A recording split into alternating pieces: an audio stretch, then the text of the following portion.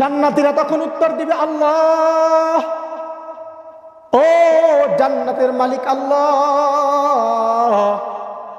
দুনিয়ায় আপনার কদমে আমরা সেজদা দিয়েছি, কোনোদিন আপনাকে আমরা দেখি নাই। দুনিয়ায় আপনার প্রতি আমরা ঈমান এনেছি, বিশ্বাস এনেছি, আপনাকে দেখি নাই। ও আল্লাহ, দুনিয়ায় যত ভালো কাজ করেছি সব কাজ আপনার খুশির জন্য করেছি মালিক, আপনাকে দেখি নাই। আপনাকে না দেখে দুনিয়ায় ভালো কাজ করার কারণে আপনি জান্নাত দিছেন। ও মালিক, জান্নাতে আসার পরেও কি আপনাকে আমরা দেখব না? জান্নাতে আসার পরেও কি আপনাকে আমরা দেখব না? আল্লাহ, দিলের অশান্তি দূর করার মনে হয় মাধ্যম হলো আপনার সাক্ষাৎ। যতক্ষণ না আপনার মোলাকাত না পাবো, আপনার সাক্ষাৎ না পাবো, ততক্ষণ পর্যন্ত হয়তো অন্তরের অশান্তি পাবো না। কথা বলেন ঠিক কিনা? কিতাবের ভিতরে আসছে আল্লাহ তাআলা ফেরেশতাদেরকে ডাক দিবে, ইয়া ফেরেশতা ইরফা হিজাব, ইরফা হিজাব, ইরফা হিজাব বাইনি ওয়া বাইনা আবদি। ও ফেরেশতারা, পর্দা সরাও, পর্দা সরাও। আজকে আমি আমার বান্দাদের সাথে সরাসরি সাক্ষাৎ করব, সরাসরি মোলাকাত করব। কিতাবের ভিতরে আছে জান্নাতীদের সাথে যখন আল্লাহ তাআলা সরাসরি সাক্ষাৎ করবে, জান্নাতীদের সাথে যখন আল্লাহ তাআলা সরাসরি মোলাকাত করবে, জান্নাতীদের সাথে যখন আল্লাহ তাআলা কোলাকুলি করবে, ওই জান্নাতীরা জান্নাতের যত নাজ নিয়ামত পাইছে সব ভুইলা যাবে। সুবহানাল্লাহ। জান্নাতের সমস্ত নাজ নিয়ামত ভুইলা যাবে যে আল্লাহ তাআলার সাক্ষাৎ, আল্লাহ তাআলার মোলাকাতে দিলে কি পরিমাণ প্রশান্তি পাওয়া যায়। এর জন্য দোস্ত, মেরাজের অন্যতম ইতিহাস হলো আল্লাহর হাবিব জান্নাত দেখছেন, জাহান্নাম দেখাইছেন।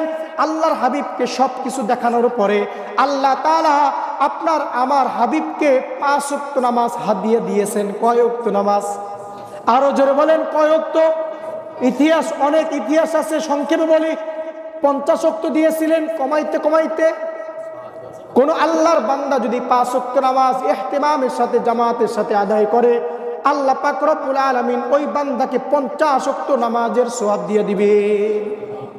এর জন্য দোস্ত, মেরাজের যে শিক্ষা, 1 নম্বর হলো মেরাজের বিষয়গুলো আমাদের জেহেনে আসুক অথবা না আসুক, মেরাজের প্রত্যেকটা বিষয়ের উপরে ঈমান স্থাপন করতে হবে, বিশ্বাস স্থাপন করতে হবে। এটা হলো মেরাজের শিক্ষা। কথা বলেন ঠিক কিনা? 2 নম্বর বিষয় হলো যে মেরাজে আল্লাহর হাবিব সাল্লাল্লাহু আলাইহি ওয়াসাল্লামকে যে হাদিয়া দিয়েছিলেন 5 ওয়াক্ত নামাজ, আমাদের সবাইকে এই 5 ওয়াক্ত নামাজকে ইহতিমাম করা, কদর করা। 5 ওয়াক্ত নামাজ আদায় করার জন্য যদি কষ্ট করতে হয়, মেহনত করতে হয়, আদায় অর্থ নিজে একা একা নয় দোস্ত। আদায় অর্থ কি? একা একা আদায় নয়। আদায় অর্থ আপনি আদায় করবেন, আপনার স্ত্রী আদায় করবে, মা বাবা আদায় করবে, সন্তান আদায় করবে। আপনার সামাজিকভাবে যাতে করে সালাত আদায় হয়, এটার জন্য চেষ্টা, মেহনত করা। রাষ্ট্রীয়ভাবে যাতে করে সালাত বাধ্যতামূলক হয়, এটার জন্য চেষ্টা, মেহনত করা। এটাই হলো আদায়ের অর্থ। কথা বলেন ঠিক কিনা? যদি কেউ বলে থাকে ইসলামের সাথে ইসলামী রাষ্ট্রের সাথে কোনো সম্পৃক্ত নাই, রাষ্ট্রের সাথে ইসলামের সম্পৃক্ত নাই, আমি মনে করি তার কোনো জ্ঞান নাই। কথা বলেন ঠিক কিনা? আল্লাহর হাবিব তিনি রাষ্ট্র পরিচালনা করেছেন কিনা? কথা বলেন। জন্ম থেকে শুরু করে মৃত্যু পর্যন্ত, পাকের ঘর থেকে শুরু করে সংসদ পর্যন্ত সমস্ত জায়গায় ইসলামের নীতিমালা, বিধিবিধান আছে কি নাই? কথা বলেন। কোন স্থানে যদি কেউ বলে ওই স্থানে ইসলামের নীতিমালা নাই, ওই বিষয়ের উপরে ইসলামের কোনো নীতিমালা নাই, তাহলে ইসলাম কি পরিপূর্ণ না অপরিপূর্ণ? অপরিপূর্ণ থেকে যায়। ইসলাম অপরিপূর্ণ জীবন ব্যবস্থা নয়, ইসলাম হলো পরিপূর্ণ জীবন ব্যবস্থা। কথা বলেন ঠিক কিনা? ইসলাম পরিপূর্ণ না অপরিপূর্ণ? পরিপূর্ণ জীবন ব্যবস্থা। অতএব জন্ম থেকে শুরু করে মৃত্যু পর্যন্ত, রান্নাঘর থেকে শুরু করে সংসদ পর্যন্ত সমস্ত জায়গায় ইসলামের নীতিমালা যদি থাকে, মুসলমান হিসাবে প্রত্যেকটা জায়গায় কোরআনী আইন বাস্তবায়নের জন্য চেষ্টা, মেহনত করা, নামাজের জন্য চেষ্টা, মেহনত করা, এটাই হবে নামাজ আদায়ের ভিতরে শামিল। কথা বলেন ঠিক কিনা? অতএব আসুন, এই মেরাজ, যেহেতু আজকে রজবের শেষ জুমা, আজকে জানেন আপনার রজবের শেষ জুমা, আজকে রাতে শাবান মাসের চাঁদ উঠে যাবে। শাবান মাসের চাঁদ আজকে রাতে উঠবে, আজকে 30 তারিখ রজব মাসের।